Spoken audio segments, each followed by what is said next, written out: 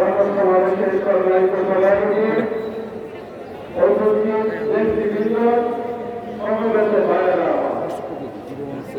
বাংলাদেশের মানুষ ১৬ বছর যাবৎ আওয়ামী দুঃসাহস হয়ে কবর থেকে মুক্তি পেয়েছে বলে আহ্বান করবেন না।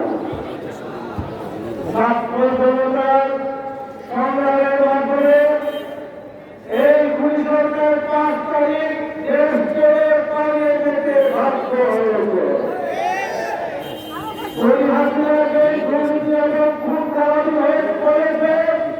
এই জন্য বর্তমান তত্ত্বাবধায়ক সরকারকে আমি অভিনন্দন জানিয়ে বলতে চাই, অনেক বিলম্বে শেখ হাসিনাকে দেশে ফিরিয়ে এনে তার বিচার করতে হবে।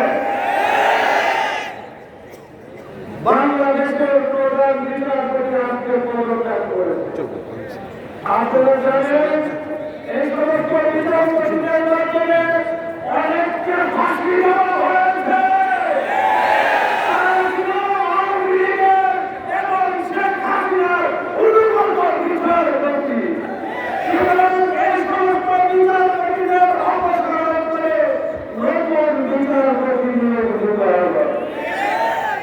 যখন ৫ তারিখ বাংলাদেশ স্বাধীন হবে, আওয়ামী লীগ নতুন বাজেটে নৈরাজ্য সৃষ্টি করে এই স্বাধীনতাকামী রাষ্ট্রে কলঙ্কিত করার ব্যর্থ চেষ্টা করা হয়েছে।